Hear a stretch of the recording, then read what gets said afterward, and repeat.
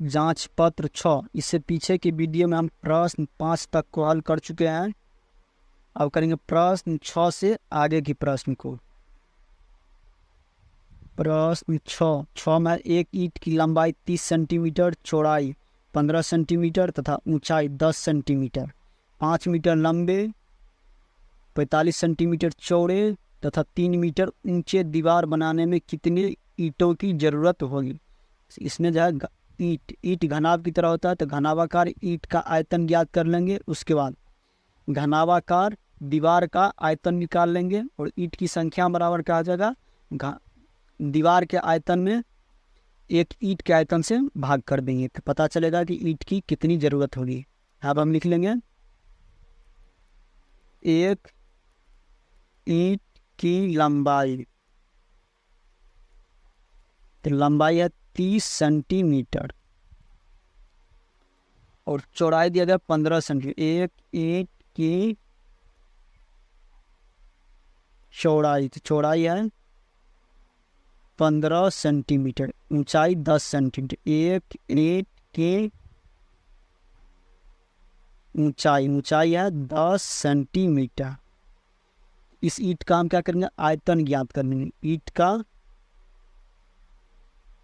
ईंट का आयतन, तो ईंट का ये घनाभाकार ईंट है तो ईंट का आयतन हो जाएगा लंबाई गुना चौड़ाई गुना ऊंचाई। लंबाई गुना चौड़ाई गुना ऊंचाई। लंबाई दिया 30 मीटर, 30 सेंटीमीटर गुना चौड़ाई दिया गया 15 सेंटीमीटर गुना ऊंचाई है 10 सेंटीमीटर। इसको गुना कर लेंगे। इसको जब गुना करेंगे तो ये जब गुना करके 4500 सेंटीमीटर गुना सेंटीमीटर गुना सेंटीमीटर करेंगे तो जगह वर्ग सेंटीमीटर। तो एक ईंट जो है घनाभाकार, उसका आयतन हो जाएगा 4500 वर्ग मीटर। अब क्या करेंगे, हम घनाभाकार दीवार का आयतन ज्ञात करेंगे। यहाँ पर दिया 5 मीटर लंबे, 43 सेंटीमीटर चौड़े तथा 3 मीटर ऊंचे दीवार। तो दीवार का लंबाई दिया गया है 5 मीटर। यहाँ पर हम लिख लेंगे दीवार की लंबाई है 5 मीटर। इस मीटर को सेंटीमीटर में बदलेंगे। मीटर को सेंटीमीटर में बदलने के लिए 100 से गुना करते, 100 से गुना करेंगे तो जगह सेंटीमीटर। 5 गुना 100 करेंगे तो जगह 500 सेंटीमीटर। यहाँ पे 25 हो जाएगा, यहाँ 5000 लिख दी। और चौड़ाई दिया गया है लंबाई है 5 मीटर और 45 सेंटीमीटर चौड़ा है, तो यहाँ पे लिखेंगे दीवार की चौड़ाई है 45 सेंटीमीटर। दीवार की ऊंचाई दिया है 3 मीटर। 3 मीटर, मीटर को सेंटीमीटर में बदल के 100 से गुना करें, 3 गुना 100 कर दिया जगह सेंटीमीटर। 3 गुना 100 करेंगे तो जगह 300 सेंटीमीटर। अब क्या करेंगे, हम दीवार का आयतन ज्ञात करेंगे। यहाँ पर लिख लेंगे दीवार का आयतन। ये घनाभाकार दीवार है तो इसकी आयतन हो जाएगा लंबाई गुना चौड़ाई गुना ऊंचाई। तो लंबाई गुना चौड़ाई गुना ऊंचाई। तो लंबाई है 500 सेंटीमीटर, यहाँ पे लिखेंगे 500 सेंटीमीटर। चौड़ाई दिया है 45 सेंटीमीटर, चौड़ाई की जगह पर लिखेंगे 45 सेंटीमीटर गुना ऊंचाई है 300 सेंटीमीटर, यहाँ पे लिखेंगे 300 सेंटीमीटर। अब इसको गुना करिए तो 500 गुना 45 गुना जब 300 करेंगे तो ये जगह गुना करके 67,50,000 67,50,000 सेंटीमीटर गुना सेंटीमीटर गुना सेंटीमीटर करेंगे तो जगह वर्ग सेंटीमीटर। इसमें पूछ रहा ईंट की संख्या, तो ईंट की संख्या बराबर हो जाएगा ईंट की संख्या। तो ईंट की संख्या हो जाएगा दीवार के आयतन में हम एक ईंट के आयतन से भाग करिए। यहाँ पे लिखेंगे दीवार का आयतन बट्टा एक ईंट का आयतन। दीवार का आयतन है 67,50,000 वर्ग मीटर, बट्टा एक ईंट का आयतन है 4,500 वर्ग मीटर। तो वर्ग मीटर और वर्ग मीटर कट जाएगा, 2 शून्य से 2 शून्य कटेगा। अब 67,500 जब 45 से भाग करेंगे, ये भाग करके हो जाएगा 1,500, तो कट के हो जाएगा यहाँ पे 1,500। इतना ईंट लगेंगे। यहाँ पर हम लिख लेंगे, यहाँ पर हम लिख लेंगे अतः दीवार बनाने में 1,500 ईंट की जरूरत होगी। इस तरह से हम प्रश्न इसको बनाएंगे। ये जो प्रश्न 6 है, इसमें सबसे पहले हम क्या करेंगे, एक ईंट का आयतन ज्ञात कर लेंगे, उसके बाद दीवार का आयतन ज्ञात कर लेंगे, और ईंट की संख्या बराबर क्या हो जाएगा, दीवार के आयतन में हम एक ईंट के आयतन से भाग कर लेंगे। इस तरह से हम प्रश्न 6 को हल कर लेंगे।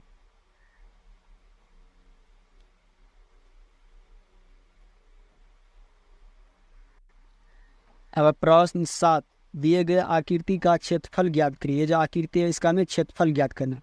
इसमें सबसे पहले क्या करेंगे, इसको यहाँ से यहाँ तक इसको मिला देंगे, इस तरह से मिलाएंगे। तो ये लंबाई दिया गया 11 सेंटीमीटर थी, ये लंबाई दिया जाएगा 11 सेंटीमीटर, और चौड़ाई दिया गया है 2 सेंटीमीटर। एक और यहाँ पर दिया गया है इस तरह से, ये तो इसकी यहाँ से यहाँ तक लंबाई 11 सेंटीमीटर, तो यहाँ से यहाँ तक ये भी लंबाई हो जाएगा 11 सेंटीमीटर, और यहाँ से यहाँ तक ये भी हो जाएगा लंबाई 11 सेंटीमीटर थी। इस तरह की आकृति 2 है, तो इसका क्षेत्रफल निकालेंगे। इस तरह से यहाँ पर हम लिख लेंगे प्रश्न 7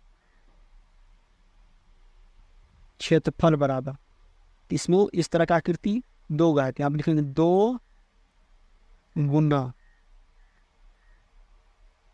लंबाई गुना चौड़ाई। इस तरह से 2 है, तो 2 को फिर जोड़ दे देंगे। ये 2 है, तो इसलिए एक का क्षेत्रफल निकाल के उसमें 2 से गुना कर, क्योंकि इस तरह की आकृति 2 है। यहाँ पर भी चौड़ाई 2 सेंटीमीटर, इसमें भी चौड़ाई 2 सेंटीमीटर, यहाँ पर लंबाई भी 11 सेंटीमीटर, और इस आकृति की भी लंबाई 11 सेंटीमीटर। अब देख रहे हैं, ये जो आकृति है, ये वाला और ये वाला, ये भी आकृति 2 है।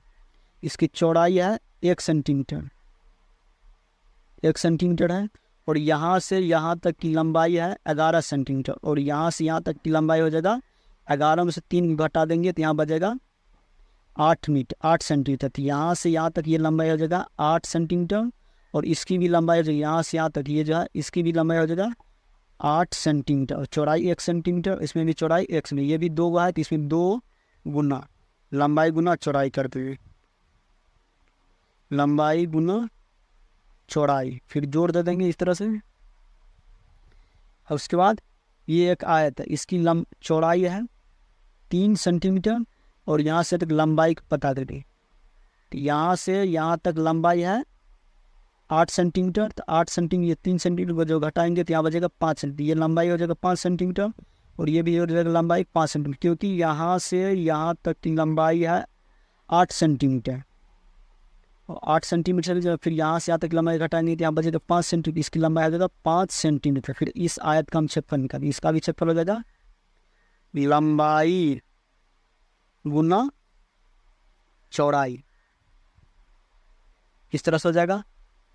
वहाँ पे 2 गुना इस आयत की लंबाई है 11 सेंटीमीटर, गुना चौड़ाई है 2 सेंटीमीटर,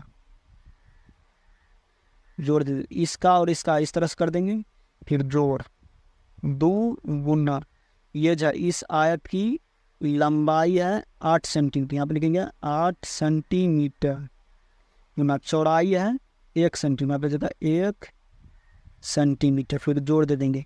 2 है, तो इसलिए हम इसमें 1 का क्षेत्रफल निकाल के 2 से गुना कर देंगे, फिर उसके बाद ये जो आया था इसकी लंबाई है 5 सेंटीमीटर, तो यहाँ पर लंबाई की जगह आप लिखेंगे हम 5 सेंटीमीटर गुना चौड़ाई है 3 सेंटीमीटर, चौड़ाई की जगह बोलेंगे 3 सेंटीमीटर। इस तरह से लिख लेंगे इसको, गुना करें 2 गुना 11 गुना 2 करें तो जगह 22 वर्ग सेंटीमीटर जोड़, फिर 2 गुना 8 गुना 1 करें तो जगह 8 सेंटीमीटर गुना सेंटीमीटर करेंगे तो जगह वर्ग सेंटीमीटर, फिर जोड़ 5 गुना 3 करेंगे तो जगह 15 वर्ग सेंटीमीटर, 2 गुना 22 करेंगे तो जगह 44 वर्ग सेंटीमीटर,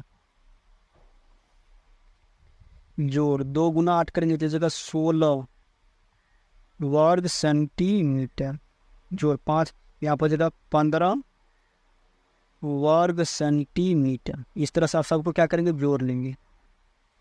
44 16 और 15 को जब जोड़ेंगे तो जगह जोड़ करके 75 वर्ग सेंटीमीटर। इस तरह से हम प्रश्न 7 को हल कर लेंगे।